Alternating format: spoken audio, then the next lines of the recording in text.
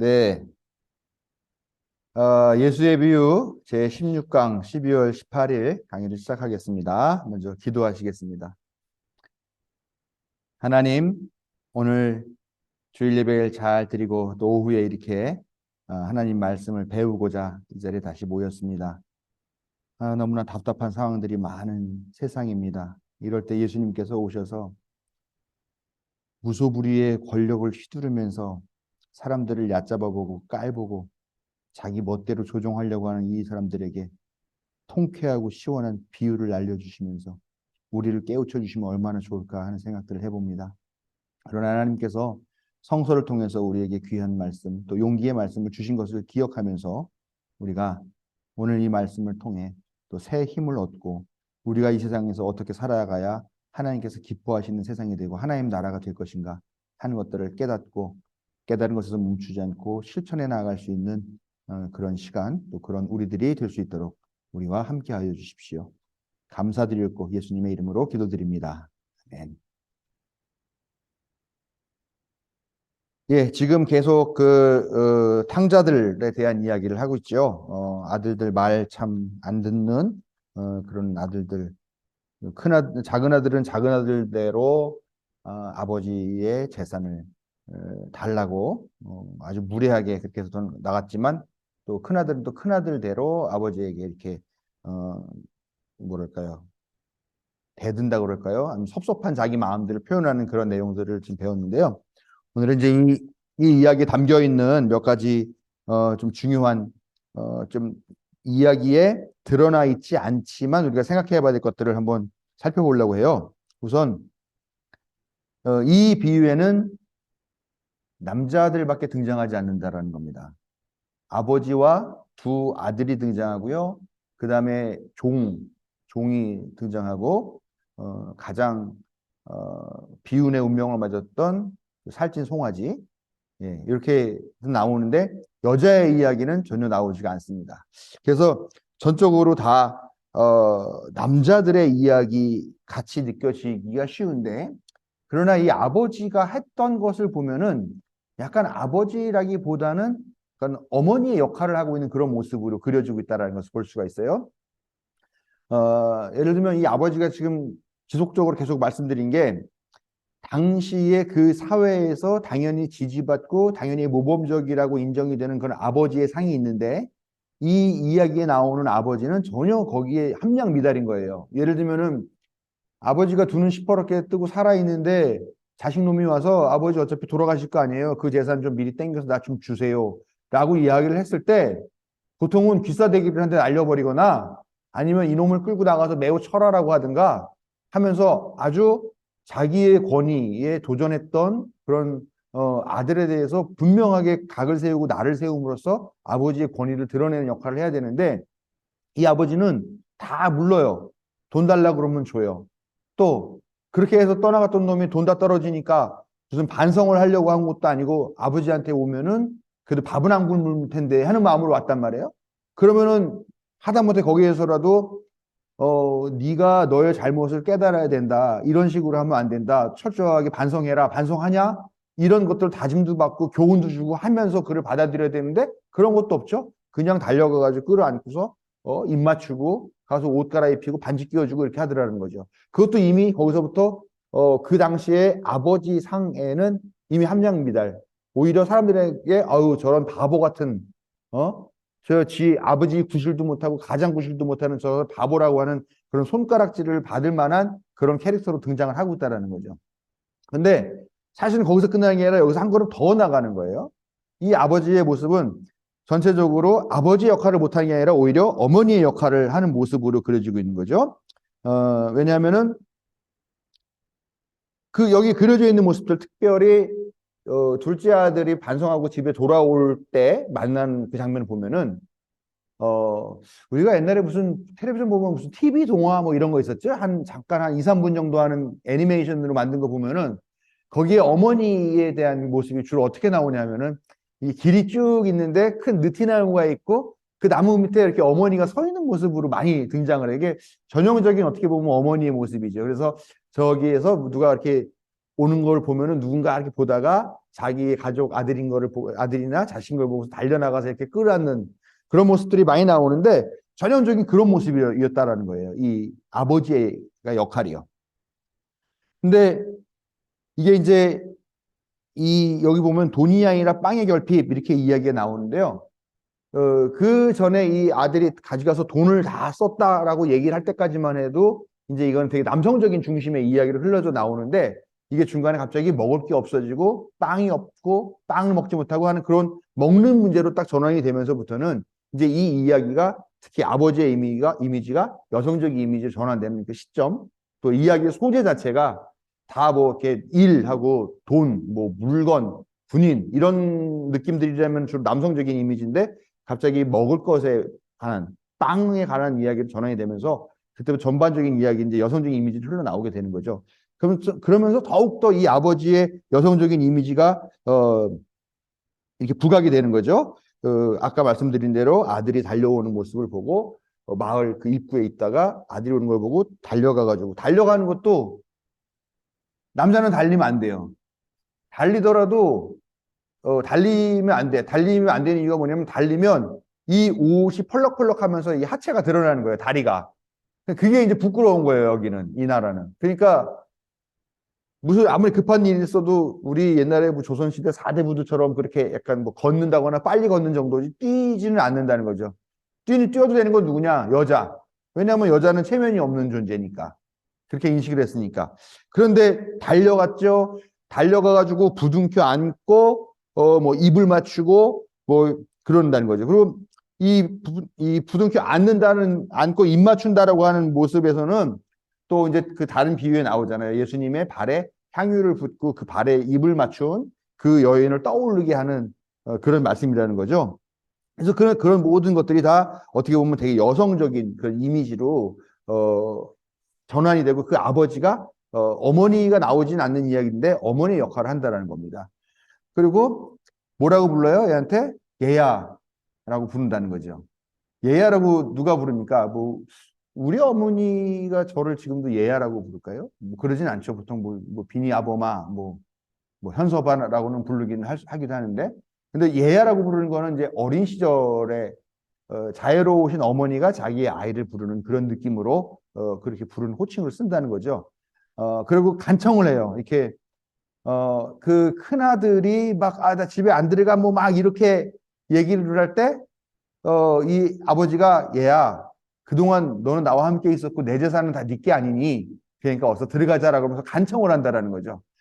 보통 이 유대 사회도 그렇고 뭐 우리도 마찬가지죠. 가부장적인 사회는 아버지가 간청한다라고 하는 그런 개념 자체가 없잖아요.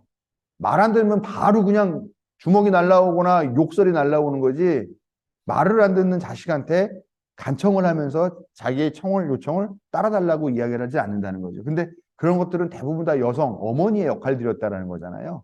그래서 어머니가 더 친밀한 관계를 유지하면서 더 살갑게 대해주시고 하는 그런 여성적인 모습이 이 아버지의 모습으로 이렇게 전환이 된다라는 겁니다. 그래서 지금하고는 좀 많이 다를 수 있겠지만 전 근대 사회나 근대 사회에 있었던 당시에 전형적인 어머니의 모습, 그 전형적인 어머니의 모습이라는 게 저는 지금 뭐 근대 시대에 이렇게 얘기를 했는데 생각해보니까 우리 역사에서 상당히 오랜 시간 전 근대 사회를 빼고 그 이전까지 모든 사회가 다 거의 비슷했네요. 남성 가부장적인 사회에다가 여성의 전형적인 역할이 집에서 살림하면서 자식들 키우고 자식들이 아버지한테 두들겨 맞으면 약 발라주고 뭐 하는 그런 역할 그래서 이제 저도 이제 전에 한참 공부 많이 할 땐 그런 얘기를 들었죠. 살림살이. 살림살이라는 게 집에서 뭐 밥하고 빨래하고 설거지하고 하는 것만 살림살이가 아니라 생명을 낳고 그 생명이 생명답게 이렇게 생명답게 살 수 있게 그렇게 보듬어주고 돌봐주고 하는 그것이 살림이다. 그러니까 살림살이를 한다고 해서 그 살림이라는 걸 되게 가벼운 무슨 뭐 전업주부의 무슨 그런 식으로만 볼 것도 아니고 여자들이나 해야 될 그런 것이 아니라 우리가 살림의 신앙을 회복해야만 하나님의 뜻이 온전히 이루어진다 그런 이야기를 했는데 바로 그런 살림이죠. 뭐 세간 살림 뭐야 살림 그런 살림이 아니라 생명을 보듬고 살리고 성장시키고 하는 그런 모습을 그런 어머니가 인류의 역사에서 참 오래된 역할들을 해왔고 최근에 어머니 역할이라는 게 기껏해봤자 100년도 채 안 되는 거잖아요. 사회생활하면서 뭐 무엇이 좋다 나쁘다라는 건 떠나서 아무튼 그런 우리가 갖고 있는 전형적인 현재까지는 앞으로 우리의 세대들은 어머니의 역할들 그런 걸 전형적이라고 보지 않을지 모르겠지만 우리가 보는 전형적인 어머니 역할 그런 역할들을 이 아버지가 하고 있다라는 겁니다. 그래서 이야기에는 어머니가 여자라는 존재가 나오진 않지만 그러나 이 이야기가 갖고 있는 여성적 역할, 여성성에 대해서는 관심을 갖고 있다라는 것은 분명히 이해를 해야 된다라는 거죠. 그런데 이 얘기를 듣는 사람들, 이 이야기를 예수님이 하실 때 이야기를 듣는 사람들이 누굴까라고 한번 상상해 보세요. 예수님 이야기를 하는데 거기 와가지고 사람들이 쭉 둘러앉아서 이 비유를 듣고 있어요. 근데 그 비유를 듣고 있는 사람 중에 대다수는 남자일까요, 여자일까요? 대다수는 남자겠죠, 당연히. 여자들은 그렇게 공적인 자리에서 같이 나와가지고 이렇게 할 수가 없으니까. 그래서 주로 예수님은 개별적으로 여자들을 만나시죠. 어떤 그 집에 들어가서 여자를 만나든가 그 여자의 집에 방문한다거나 그런 식으로 여자를 만나는 거지. 그렇게 많은 여자들이 와 있지는 않아요. 그렇다고 해서 없는 건 아닙니다. 예를 들면은 뭐 오병이어의 기적 같은 거 할 때 뭐 거기에 있는 남자 어른들만 5천 명이었다 4천 명이었다라고 하는 걸 보면은 그 말을 하는 이유는 거기 분명히 아이들도 있다는 얘기고 여자도 있었다는 얘기죠. 그러나 많지는 않았다는 얘기일 테니까요. 그런 사회이죠. 그 여자들이 별로 없는데 예수님이 아주 못된 아들들에 대한 이야기를 하면서 이 아들들을 향해서 끊임없이 용서하고 용납하고 받아들여주고 간청하고 하는 그런 역할을 하는 아버지. 즉 그 당시에서는 전혀 아버지로서의 위엄조차 갖지 못하고 아무것도 하지 못하는 그런 아버지의 마치 엄마 같은 엄마 같다는 말보다 표현에게 그냥 여성적인 그 당시에 존중받지 못하는 여성적인 그런 모습으로 그려진 그 남자, 이 아버지를 보면서 사람들의 반응은 어땠겠느냐라는 거예요. 아마 말도 안 돼. 세상에 그런 남자가 어디 있어? 그런 아버지가 어디 있어? 그 세상에 그런 아들놈이 어디 있어? 죽으려고. 아마 이런 생각들을 하게 된다라는 거죠.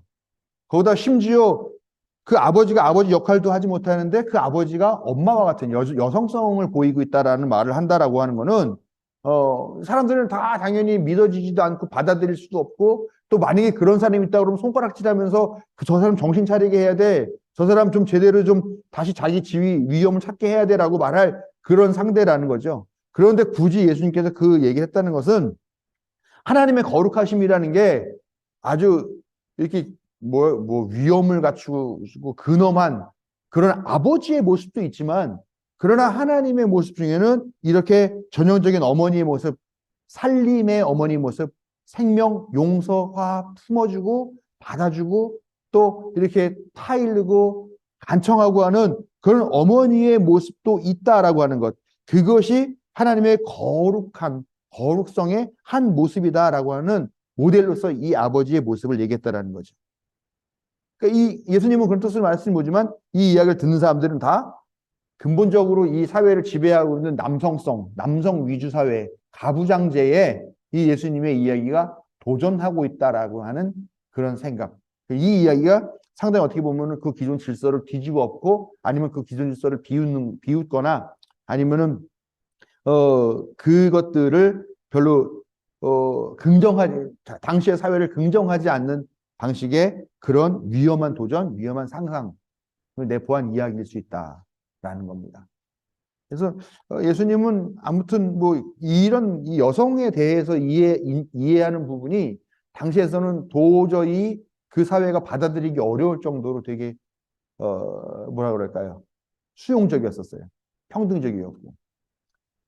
그런 사람이 있다라고 생각을 해보세요. 그러니까 사람들이 다 예수를 못 견뎌하는 거죠. 이 질서를 무너뜨리고 남자가 당연히 중심이 돼야 되는 사회인데 근데 자꾸 여자를 중심에 세우고 여자도 사람이라고 말하고 또 심지어는 남성성과 여성성을 뒤집어 엎어놓고 그러나 생각을 해봐야 되겠죠. 만약에 그 자리에 있던 사람들도 예수님이 이렇게 어머니와 같은 아버지의 모습을 얘기할 때 그 아버지가 가장답지 못한 모습을 보이지만 아련하게 자기들의 어린 시절을 떠올리면서 자기들을 보듬어주고 키워주셨던 어머니에 대한 그런 따스한 정을 잊어버리고 이제는 또 똑같은 그런 가부장 사회에 길들여져가는 자기 자신을 바라보면서 어떤 뭐 깨달음, 깨우침 같은 게 있지 않았을까 하는 그런 것들도 또 우리가 성서를 읽으면서 해볼 수 있는 그런 어, 그 여백의 한 부분이라고 생각할 수가 있습니다.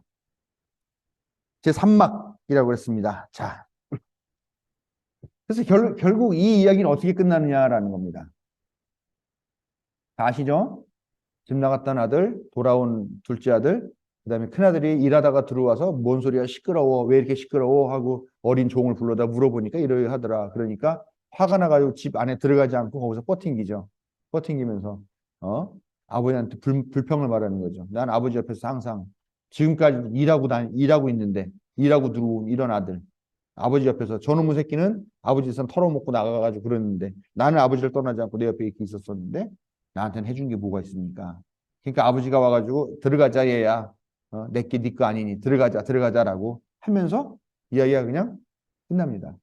더 이상 진척이 없어요. 결론은 어떻게 됐을까라는 겁니다. 어떻게 됐을 것 같아요? 그러니까 열린 결말이에요. 결론이 나지 않은 채 그냥 열린 결말을 끝나버렸다라는 겁니다. 근데 이제 이 책에서는 그런 얘기를 하는 거예요. 사실은 더 심각한 열린 게 해피엔딩인지 새드엔딩인지 모르겠지만 남겨져 있는 부분들이 심상치 않은 부분이 많다라는 겁니다. 예를 들면은 여기에서 집 안에는 작은 아들이 들어가 있어요. 집 밖에 큰 아들이 있어요. 큰아들은 아버지를 잘 보살피고 아버지 말 순종했던 그런 아들인데 집이라고 하는 그런 주요 권력의 무대 안에 들어가지 못하고 있어요. 그런데 바깥에서 허랑방탕하게 살다가 왔다고 하는 그 작은 아들 놈은 그리고 심지어는 걔는 종교적으로도 배교를 한 거죠. 이방인 밑에 들어가가지고 돼지를 치는 일을 했으니까요. 종교적으로도 배교를 한 그런 녀석인데 이 녀석이 오히려 그 권력을 상징하는 집 안에 들어가 있다라는 겁니다. 이게 단순하게 들어가고 나가고 하는 문제가 아니라 사실은 그 이후의 상속은 어떻게 진행될 것인가라고 하는 문제예요. 그러니까 열심히 하나님 그러니까 아버지를 잘 따랐던 그 큰아들은 그렇게 그 나이가 될 때까지 그때까지 이렇게 밖에서 일하다가 들어왔지만 작은 아들은 와서 권력을 상징하는 아버지의 옷을 입었단 말이에요. 그다음에 또 권력을 상징하는 아버지의 인장을 손가락에 꼈단 말이에요. 그리고 이 옷과 반지라는 것은 결국은 상속을 받을 상속자라고 하는 것을 상징한다라는 것이죠. 그러니까 아버지가 이 아들을 받아들인 것이 이제 이야기는 그렇게 열린 결말 그러면은 뭐 생각할 게 많다 그러는데 우리가 생각하지 못할 몇몇 가지 일들이 더 있다라는 겁니다. 그래서 모든 것 재산을 가졌지만 사실은 집 안에 들어가지 못하고 또 그 아버지가 하는 거에서 화가 나가지고 바깥에 있는 이 아들 결국 집에 들어갔겠는가? 또 이 작은 아들은 거기에서 받은 반지와 옷 이런 것들로 인해서 오히려 아주 나쁜 아들이었지만 오히려 큰 아들을 대신할 수 있는 그런 또 야망을 가질 수도 있지 않겠는가라는 것이죠. 그래서 청중들은 아마 다양한 상상을 하겠죠. 이게 간단하게 이제 예수님이 여기서 만약에 실제로 정말로 얘기를 끝냈다 할지라도 이것이 단순하게 무슨 우리 이솝우화 같은 식으로 우리에게 무슨 교훈을 주는 그런 이야기인지 아니면 이야기가 이렇게 끝나면은 큰일 날 것 같은데 라는 그런 상상까지 이 사람들이 했을지는 우리가 알 수는 없습니다만 그러나 이 이야기는 여전히 되게 불안불안한 아무것도 치유되거나 화합되거나 회복되지 않은 상태로 이야기가 끝나버렸다는 것은 분명하다는 것이죠. 그렇다면 우리는 어떤 상상을 할 것인가라고 하는 겁니다. 아버지가 죽은 이후에는 어떻게 될 것인가? 과연 이 둘이 화해를 할 것인가? 아니면은 그때 가서야 정말로 자신들의 명예와 재산을 건 그런 피 튀기는 싸움을 하게 될 것인가? 라고 하는 그런 부분들까지도 여전히 남아있는 것이다라는 겁니다. 여기에서 이 이야기를 듣는 사람들은 사실은 선택을 해야 되는 거죠. 무엇을 선택할 것인가? 잃어버린 존재, 되찾은 존재, 죽은 자, 또 다시 살아난 존재, 또 꾸준히 옆에 남아서 아버지를 잘 섬겼던 존재, 어, 이런 뭐 다양한 관계들 안에서 우리는 대결을 선택할 것인가, 화해를 선택할 것인가, 그런 거에 대한 질문까지도 남겨져 있는 그런 이야기라고 우리가 생각을 할 수가 있다는 것입니다. 네, 이렇게 해서 이제 이 탕자들에 대한 비유는 끝이 났습니다. 다음 주는 이제 야근 청지기에 대한 이야기를 할 텐데요. 아무튼 뭐 전반적으로 다 쭉 이제 이야기를 정리를 해보면 결국은 이것이 우리가 알고 있듯이 그렇게 단순하게 작은 아들 이렇게 돌아온 탕자를만가 주인공도 아니고 큰 아들도 주인공도 아니고 사실 아버지가 주인공이고 아버지가 어떤 사람인가 그다음에 이 아버지는 아버지에게는 하나님에 대한 투영의 문제가 있다라는 것이죠. 그리고 이게 무슨 교훈적인 이야기라기보다는 상당히 복잡한 그 당시에는 여성성이라고 하는 존재를 부각시키면서 당시의 가부장적인 사회에 대해 어떻게 보면 경종을 울린다거나 도전한다거나 하는 그런 암시들도 들어가 있고 또 오늘 배운 대로 이게 열려있는 결말인데 행복하게 끝날지 아니면 피 튀기는 결말이 될지는 아무도 모르는 그러나 거기서 이 이야기를 듣는 너라면 어떤 선택을 할 것이냐라고 하는 그런 질문을 던짐으로써 이 이야기가 끝난다라고 그렇게 생각을 하신 수가 있습니다. 네, 이게 네, 네. 우리가 근데 사실 우리가 아는 이야기는 보니까 대부분 다 교회 학교에서 다닐 때 들었던 이야기 거기서 멈춰 있더라고요. 그냥 되게 보면은 우리가 보면은 막 그 예수님이 태어났을 때 그 구유에 누워 있는데 동방 박사도 오고 목자들도 오고 막 이렇게 하는데 그게 사실은요 누가복음이나 마태복음이랑 서로 달라 떨어져 있는 얘기예요. 각자의 이야기인데 우리는 그걸 엮어서 하나의 그림만 생각을 한다라는 거죠. 근데 사실은 동방박사를 이야기를 한 그 복음서 기자들은 그 의도가 있는 거고 또 목자를 이야기한 누가복음은 의도가 있는 거죠. 근데 이 의도가 각자 사실 따로따로 있고 그 의도를 가지고 그 이야기를 쭉 그 맥락에서 봐야 그 글을 쓴 뭐 마태나 누가의 의도를 알 수 있고 그러면서 우리가 이렇게 신앙적인 유추를 한다거나 할 수가 있는데 이게 하나의 이야기 같이 그냥 다 뭉뚱그려져 버려가지고 이렇게 돼버리니까 그 보면은 우리가 너무나 잘 아는 또 다윗과 골리앗 이야기도 있잖아요. 형들이 다 전쟁 나가 있는데 다윗이 형한테 뭐 아버지가 뭐 갖다 주라 그래서 가가지고 거기서 뭐 갑옷 입히니까 무거워요 벗어요 그러면서 물맷돌 뭐 개울가에 가서 물맷돌 몇 개 갖고 와가지고 저기 조약돌 몇 개 갖고 와서 이렇게 한다라고 그러잖아요.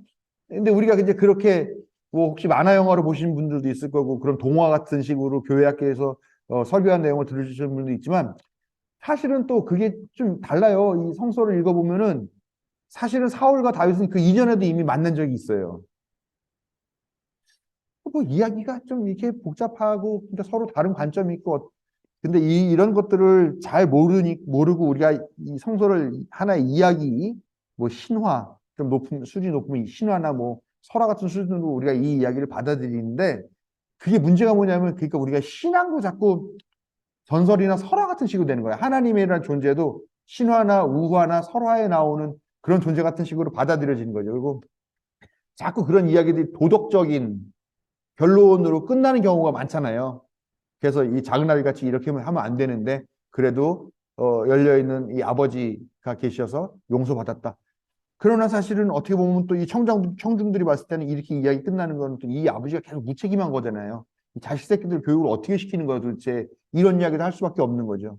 그러니까 어떤 이런 도덕적인 결론 근데 그럼에도 불구하고 하나님의 뜻은 무엇일까라고 이렇게 열려있는 구조의 이야기임에도 불구하고 우리는 끊임없이 도덕적이고 윤리적인 판단으로 이 이야기를 정리해버리고 그런 하나의 재미있는 이야기, 교훈적인 이야기로 만들어버린다는 거죠.